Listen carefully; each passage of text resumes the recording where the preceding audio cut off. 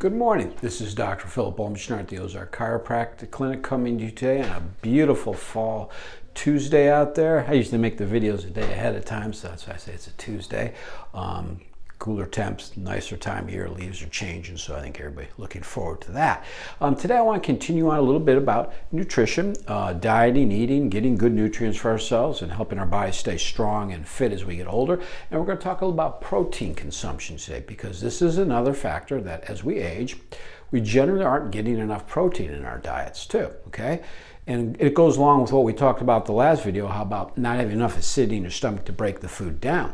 So whatever we do get in there, we want to make sure that we've got a good environment in your stomach to break down the food so that your body can start to use it for energy and building blocks and all the things that go along with it. Now, how much protein do you need? Well, I got a little formula here, and it's going to be in metric, so we have to do some conversion. Technically, they say that you need 1.2 to 1.6 grams of protein per kilogram of body weight a day. Okay, so everybody's going, what's that? I don't know what the heck you're talking about. Okay, now there's 2.2 pounds to a kilogram. Okay, so if you figure this much, you say if a person weighs 100 pounds, that's probably a little less than 50 kilograms, 45. So they're going to need at least a gram to a 1.6. So if you say just one, we'll keep it simple. You're needing 45 grams of protein. You probably could use a little bit more than that, like 50, 55 grams of protein a day, okay? Now, for up to 200 pounds, you're probably talking about 90 kilograms, somewhere in there. And you're going to need, again, 90 grams of protein a day. So obviously, as we're a bigger person, we're going to need more protein, okay? So that's one thing to start with there. So you can sort of give you a ballpark figure of what you need to look at. But one thing I would do is just gradually increase your amounts that you put into your body too, because one thing you have to be careful of, if you have a history of kidney problems, because kidneys are involved with breaking down, absorbing, and filtering protein and things, so is the liver. So if you have a history of disease of those organs, you need to talk to your doctor about getting more in, talk to me, and see where we're at, okay? Just don't jump in.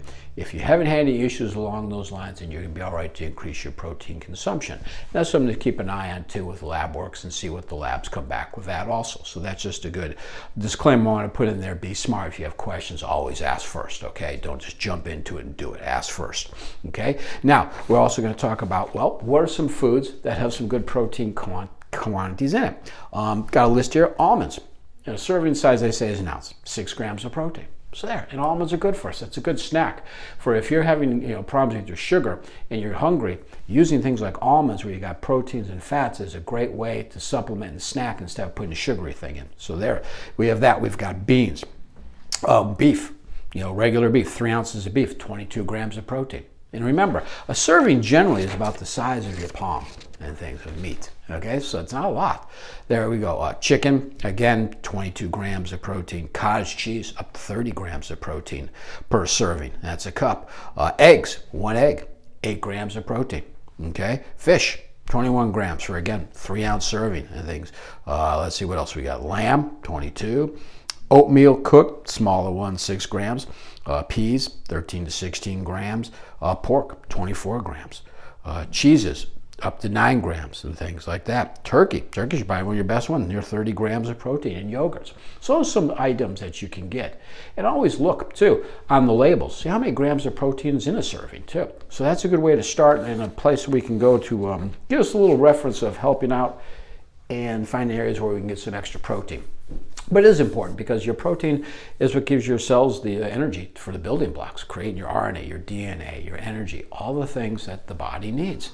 So we want to make sure we're getting more protein, because a lot of times, look at your skin. If your skin is saggy, wrinkly and things, that's a lot of times the lack of protein, water and things. So hydrate and more protein. So I want to work on those things.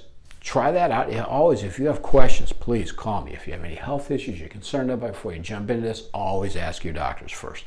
Check with me, talk to your family doctor, whichever, okay? Just don't jump into things without getting some clearance.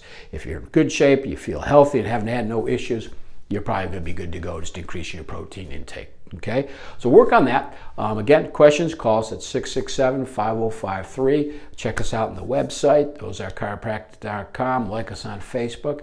I want to wish you guys a great day. Have yourselves a good 2 week, and we'll talk to you later. Thank you very much.